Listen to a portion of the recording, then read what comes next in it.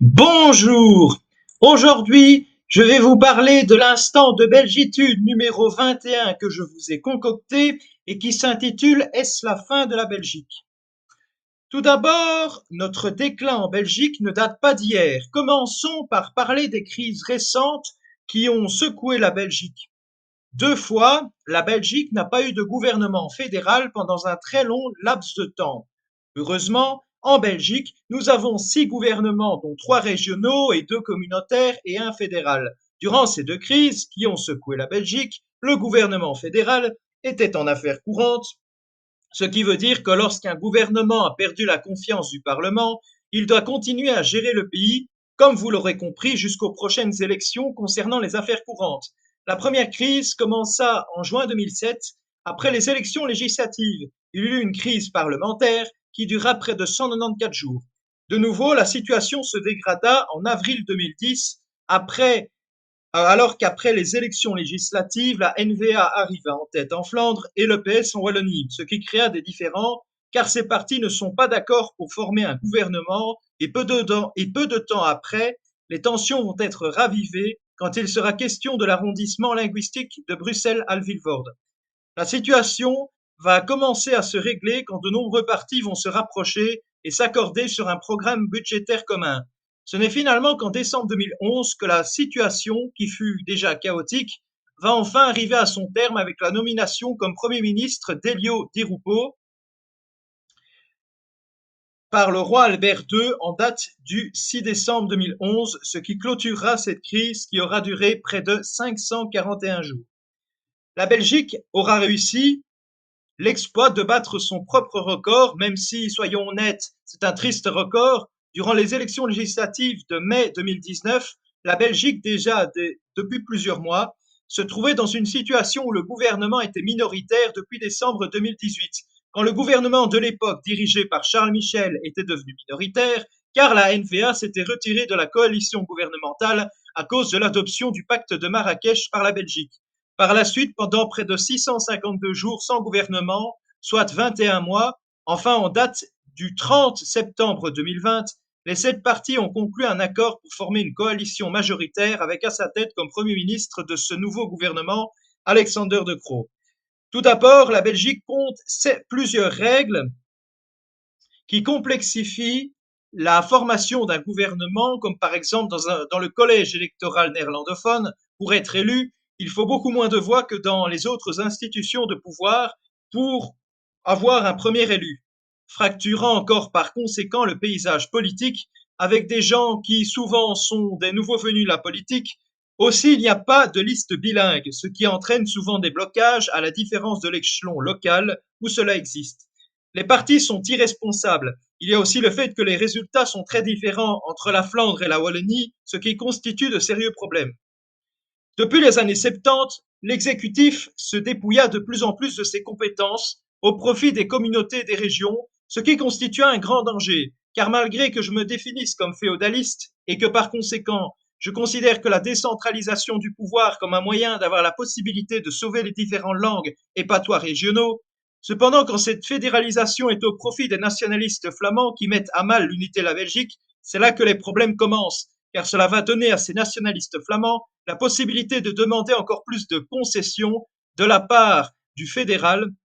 devenant de facto une coquille vide. Il est vrai aussi que ces politiques fédéralistes étaient aussi à l'initiative des Wallons, en particulier des syndicalistes, qui, à l'issue des grèves de l'hiver 1960 à 1961, voulaient plus d'autonomie régionale, tandis que les Flamands, c'était plus de l'ordre de l'autonomie culturelle.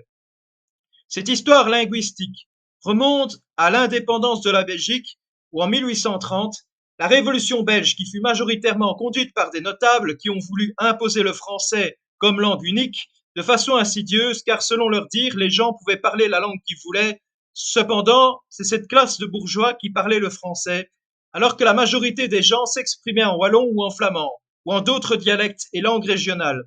C'est au moment fatidique de l'élection du Congrès national de novembre 1830 que beaucoup de bourgeois, qui pour beaucoup vouaient une admiration sans faille pour la Révolution française,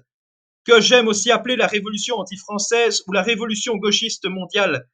de 1789. Bref, la création de la Belgique commençait sur des fondations déjà bien pourries.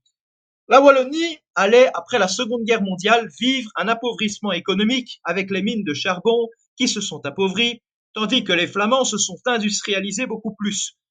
Ce qu'il va se passer, c'est que leur population va augmenter, mais aussi la représentativité des Flamands va s'accroître avec la fin des recensements, qui souvent en fonction des suffrages pouvaient faire varier les frontières linguistiques. Ce phénomène était accentué surtout à Bruxelles, où de plus en plus les communes où les francophones étaient majoritaires s'étendaient. Cependant, le recensement de 1947 a été rejeté en bloc par les Flamands qui considéraient que les questions furent posées de façon malhonnête et que par conséquent, c'est à ce moment qu'il n'y a plus eu de recensement linguistique conduisant à la fixation de la frontière linguistique définitivement appelée aussi l'unilinguisme territorial. Il n'échappera à personne qu'un pays qui n'est pas très grand va de facto dépendre de ses voisins ou des pays se situant en dehors des frontières de l'Occident. La Belgique est plus dépendante au niveau des biens stratégiques avec les USA, même si cela commence à changer avec la Chine qui s'impose de plus en plus. La rupture de l'importation de ces biens stratégiques entraînerait une perte de 4 milliards de valeur ajoutée pour la Belgique. Déjà en décembre 2021, la Belgique dépendait de beaucoup de pays étrangers concernant près de 158 produits de grande importance stratégique. À l'époque, quand j'avais rédigé mon article concernant le Congo, j'avais débunké les mensonges historiques à son sujet, mais aujourd'hui nous allons nous pencher sur le fait que même si je trouve que la colonisation du Congo et du mandat international conféré par la SDN pour le Rwanda et le Burundi fut une énorme erreur, néanmoins à l'époque, la Belgique, avec l'aide de ses colonies, car en effet l'EIC a exploité le Congo, et a permis à de nombreux bourgeois de s'enrichir, ce qui est vraiment abominable. Cependant, à cause de celle-ci, elle a pu s'enrichir et elle ne devait pas aussi dépendre du monde actuel globalisé, ce qui va probablement aujourd'hui mener à la fin de la Belgique. Il est aussi intéressant de noter que contrairement au narratif gauchiste, le site mémoire du Congo.ve expliqua que certes, il y aurait eu sous l'État indépendant du Congo 500 000 à 1 million de victimes. Cependant, contrairement au narratif gauchiste, non, ce chiffre n'est pas seulement dû à l'EIC, mais aussi l'esclavagisme de la part des arabo-musulmans qui étaient encore présents, mais aussi de nouvelles maladies qui apparaissaient, notamment aussi les conflits qui existaient entre les différentes tribus et aussi le fait que toutes ces tribus vivaient dans des conditions très compliquées. La Belgique ne s'est pas enrichie avec le Congo. Le gain n'aurait été que de 192 millions d'euros, représentant moins de 0,1% du PIB de la Belgique en 1908. La Belgique avec le Congo avait cependant un atout géopolitique majeur. Comme nous avions pu le voir sur mon article concernant le Congo, la Belgique, grâce à sa colonie, tenait une place très stratégique dans la géopolitique mondiale de la première moitié du XXe siècle, notamment avec le Congo, qui avait une position stratégique au cœur de l'Afrique et qui possédait aussi les mines d'uranium, notamment du Katanga, dont la plus célèbre était celle de Shinkolobwe, notamment de permettre aussi que la Belgique, avec ses colonies, a pu avoir une place plus importante internationalement qu'aujourd'hui, où elle ne joue plus aucun rôle sur la scène politique internationale. La Belgique fut dans les années 50 l'un des pays qui fut l'un des instigateurs le plus fervent de la création de l'Union européenne, qui au départ était la communauté européenne du charbon et de l'acier. Il est vrai que la Belgique, avec la fin de l'époque coloniale et le début du marché commun, a vu son revenu par habitant tripler. Mais la Belgique a vu sa souveraineté diminuer, s'alignant sur les politiques de l'UE, ne cherchant pas une réelle indépendance géostratégique, ce qui pourrait lui jouer des tours à l'avenir si une troisième guerre mondiale éclatait, car la neutralité est toujours préférable.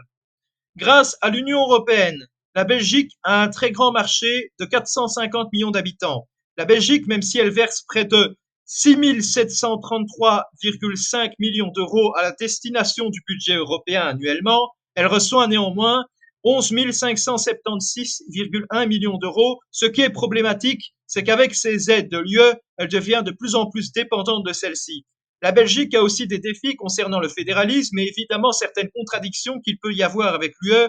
notamment avec les différentes entités fédérées La preuve ultime que la Belgique délègue beaucoup plus ses prérogatives à l'UE est qu'elle a placé en son sein à Bruxelles une institution qu'est la Commission européenne, une preuve de plus que la volonté de soumission de la Belgique et sa volonté d'annexion à l'Union européenne. Cette actualité démontre bien que même si l'Union européenne a permis qu'il n'y ait plus de guerre au sein de l'ensemble géopolitique depuis 80 ans, cependant les conflits se sont exportés hors des frontières de l'UE et de plus en plus les vieilles querelles entre États reviennent et cette actualité le souligne bien, car un politicien néerlandais, il y a quelques mois, du nom de Martin Bosma, a expliqué à l'ambassadeur français François Alabrune que, je cite, en cas de scission, la Flandre irait aux Pays-Bas et la Wallonie à la France. On pourrait se dire que ce ne sont pas des personnes très haut placées, cependant, ce genre d'idées risque dans les années à venir de se répandre comme une traînée de poudre. Nous sommes des frères et sœurs européens et non pas un vulgaire gâteau que chacun se partage. Faisons face aux défis que nous réserve le XXIe siècle ensemble et ne répétons pas les erreurs du passé. Ce qu'ils ont proposé me rappelle ce qu'il s'est passé en 1795 au partage de la Pologne-Lituanie, qui était affaiblie entre ses voisins de l'Empire d'Autriche, de la Prusse et de l'Empire russe. Oui, la Belgique est en grande position de faiblesse avec les différentes failles du système fédéral, les gouvernements qui prennent de plus en plus de temps pour se créer, la Belgique qui est de plus en plus dépendante sur le point de vue du marché international, et qui pousse de plus en plus pour être intégré dans cet ensemble qu'est l'Union européenne, et aussi la fin de la présence géopolitique internationale de la Belgique avec la perte du Congo belge en 1960. La Belgique étant aujourd'hui à la merci des grandes puissances internationales. En tout cas, vive Dieu et qu'il vous bénisse et qu'il vous garde. Vive la Belgique, vive le roi et vive l'Occident. À très bientôt pour une prochaine